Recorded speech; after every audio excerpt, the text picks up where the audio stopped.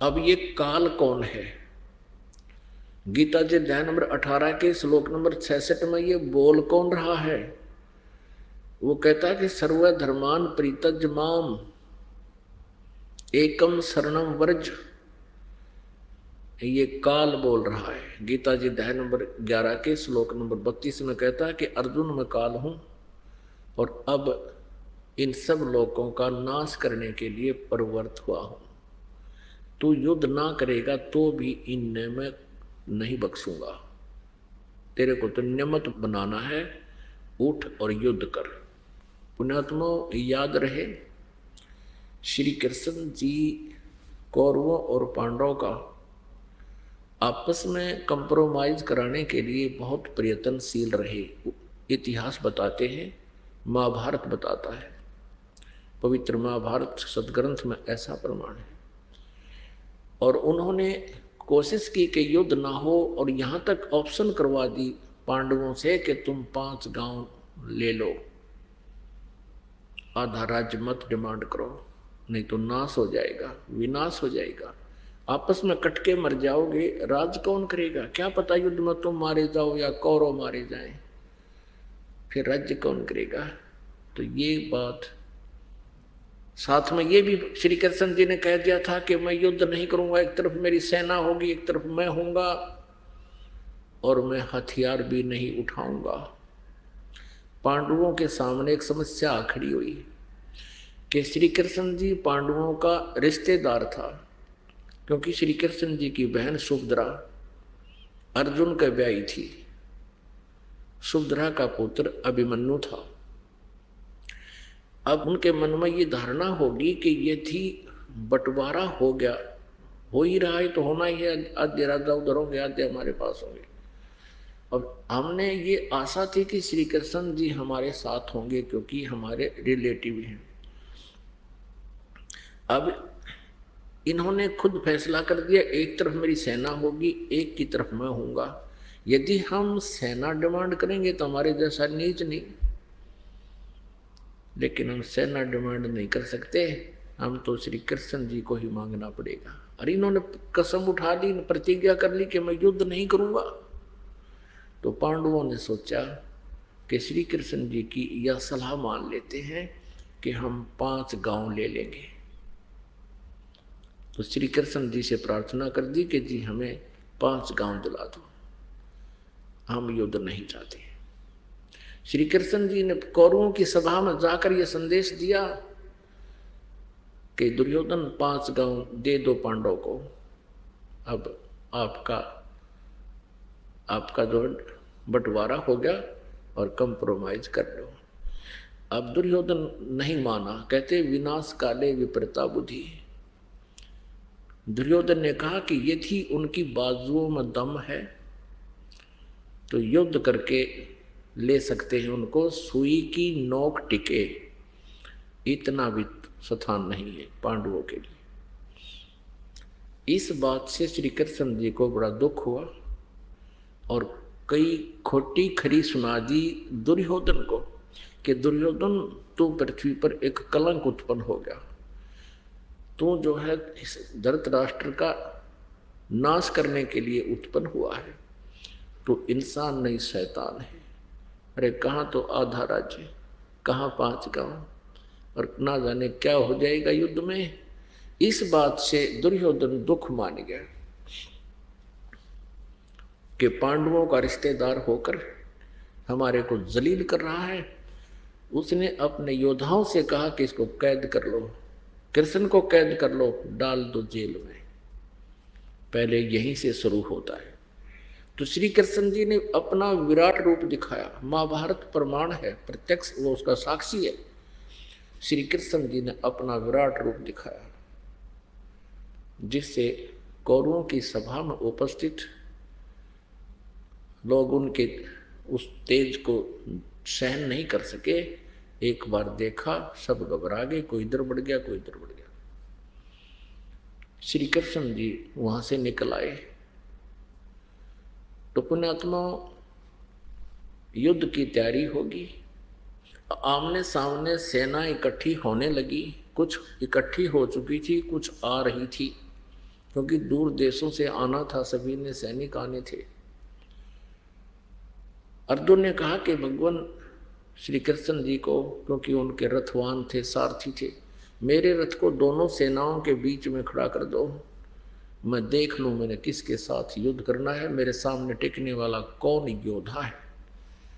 अब जो ही रथ दोनों सेनाओं के बीच में पहुंचा, अर्जुन ने देखा सामने कौरवों की सेना की तरफ, उसमें कौरवों के लड़के यानी अपने चचेरे भाइयों के बेटे बेटियों के दामाद रिश्तेदार रिलेटिव आमने सामने खड़े हैं।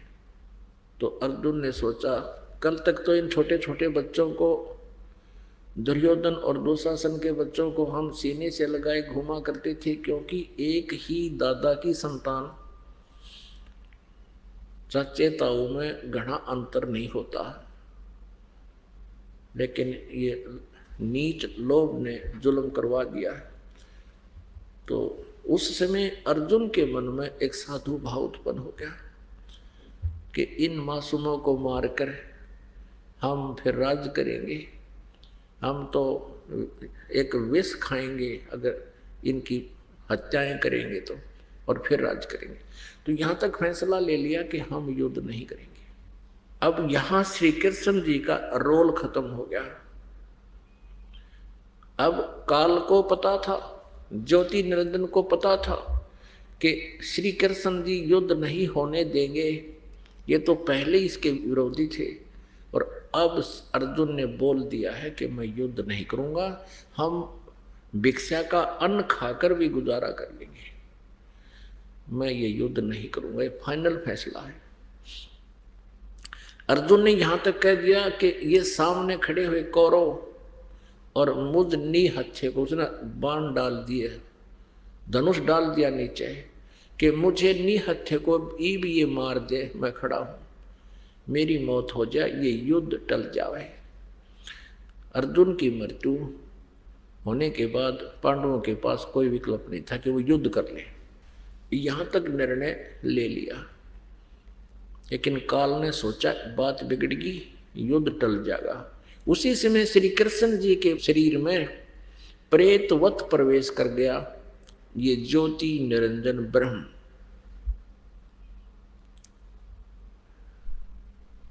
पुण्यात्मा यह थोड़ा सा प्रमाण देते हैं वो कैसे धोखा करता है, कैसे प्रवेश करता है। गीता जी अध्याय नंबर 4 के श्लोक नंबर 5 और 9 में गीता ज्ञानदाता ये ब्रह्म है, ये काल है, ये कहता है कि अर्जुन तेरे और मेरे बहुत जन्म हो चुके हैं, तू नहीं जानता। 9वें श्लोक में 4थे अध्याय के में कहा है कि अर्जुन मेरे जन्म और कर्म अलौकिक हैं। वो कर्म कैसे अलौकिक है, अभी आपको प्रमाण दिखाते हैं श्री विष्णु पुराण में। ये काल क्या करता है, छल कैसे करता है, ये इस ज्योति निरंजन काल ने, ब्रह्म ने, सर्वपुरुष ने एक ब्रह्मांड के ऊपर शिखर में सबसे टॉप मोस्ट प्लेस पर 3 स्थान बना रखे हैं। एक रजोगुण प्रधान क्षेत्र, एक तमोगुण प्रधान क्षेत्र, एक सतोगुण प्रधान क्षेत्र। इसकी पत्नी दुर्गा है, ज्योति निरंजन की। तो इसने अपनी पत्नी दुर्गा के सहयोग से, सृष्टि क्रम से, गृहस्थी क्रम से तीनों बच्चों की उत्पत्ति की हुई है, ब्रह्मा जी की, विष्णु जी की, शिव जी की। इसने ऊपर 3 स्थान बना रखे, एक रजोगुण प्रधान क्षेत्र है। अब जैसे एग्जाम्पल देते हैं, उदाहरण देते हैं, जैसे एक कमरे में, एक मकान में 3 कक्ष हो, एक कक्ष में अश्लील चित्र लगे हुए हों, दूसरे में एक साधु संत फकीरों के, अच्छी आत्माओं के फोटो लगे हों, और तीसरे में शहीदों के, सूरवीरों के चित्र लगे हों, देशभक्तों के चित्र लगे हों। तो जिस समय उस अश्लील चित्र वाले कमरे में प्रवेश करता है व्यक्ति, तो उसका मन, उसका स्वभाव उसी तरह का हो जाता है। बट नेचुरल है। इस ज्योति निरंजन ने अपने तीनों पुत्रों को कैसे एक एक गुण युक्त उत्पन्न किया है। जब दुर्गा और ये काल रजोगुण प्रधान क्षेत्र में होते हैं तो ये ऐसा रूप बनाता है जैसा आप जी ब्रह्मा का देखते हो, जैसा आप जी ब्रह्मा का रूप देखते हो ऐसा रूप बना देता है और अपनी पत्नी दुर्गा को सावित्री रूप में रखता है। इन दोनों के संयोग से जो पुत्र उत्पन्न होता है उसी का हम सकल हो जाता है, हम रूप हो जाता, समरूप हो जाता है। जब ये पुत्र उत्पन्न हो जाता है इसको कोमा में डालकर उसकी परवरिश जारी रखते हैं, इसको अचेत रखते हैं जब तक ये युवा होता है। उसके बाद ये दूसरे सतोगुण प्रधान क्षेत्र में चले जाते हैं।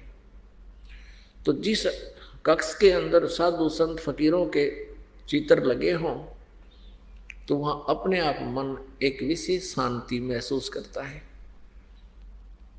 तो ऐसे ही वहां ये विष्णु रूप धारण कर लेता। जैसे आप जी विष्णु जी को देखते हो ऐसा सेम टू सेम ऐसा रूप बनाता है और दुर्गा का रूप ये महालक्ष्मी रूप में रखता है।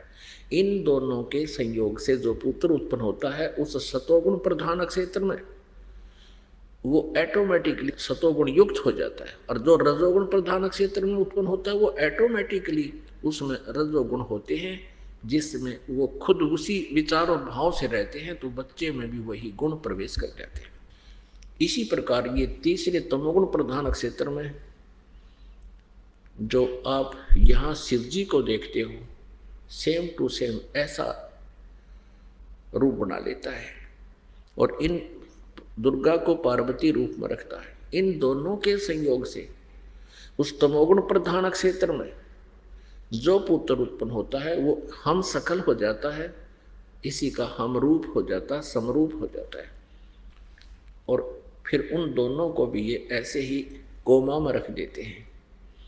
जब ये बड़े होते हैं तब तक इनको अचेत रखते हैं और फिर ये युवा हो जाते हैं। ब्रह्मा को कमल के फूल पर, विष्णु को शेष नाग की सैया पर रखकर और शिव जी को कैलाश पर्वत पर, इन तीनों को सचेत कर देते हैं, फिर इकट्ठा कर देते हैं। फिर इनको आदेश दे करके अपना ये तीन लोक का इनको मुखिया बना देते, एक एक विभाग का। तीन लोक कौन कौन से? पृथ्वी, नीचे पाताल और ऊपर स्वर्ग। इन तीन लोकों में ये एक एक विभाग के स्वामी प्रभु बन जाते हैं। तो पुण्यात्मा इसने प्रतिज्ञा कर रखी है, अटल नियम बना रखा है अपनी पत्नी से। इसने कहा था दुर्गा से कि मैं किसी के सामने नहीं आऊंगा, क्योंकि सामने आवत इसको प्रश्न पूछे दुनिया कि ये क्या हो रहा है, ये क्या कर रहे हो। इसने शर्म के मारे ने कि 1 लाख जीव रोज मारूंगा और खाऊंगा, और फिर मुझे नफरत की दृष्टि से देखेगी जनता। इसलिए इसने पहले ही सूझबूझ से एक सुनियोजित षड्यंत्र के तहत प्रतिज्ञा कर रखी है कि मैं कभी अपने वास्तविक रूप में किसी के प्रत्यक्ष नहीं होऊंगा, मैं अपनी योग माया से छुपा रहूंगा। गीता जी अध्याय नंबर 7 के श्लोक नंबर 24 और 25 में ये प्रत्यक्ष प्रमाण है। ये कहता है कि ये अज्ञानी जन समुदाय मुझ अव्यक्त को, मैं कभी किसी के समक्ष नहीं होता, मुझे व्यक्तिम आपनम, मुझे व्यक्ति रूप में आया हुआ श्री कृष्ण मान रहे होंगे। जब वो ज्ञान दे रहा था कहता मैं कृष्ण नहीं हूं, आई एम नॉट कृष्ण। तो कैसे बोल रहा था? उसने कसम खा रखी है कि मैं कभी किसी के समक्ष नहीं आऊंगा। अब आप जी को प्रत्यक्ष प्रमाण दिखाते हैं कि ये कैसे प्रवेश हुआ श्री कृष्ण जी में।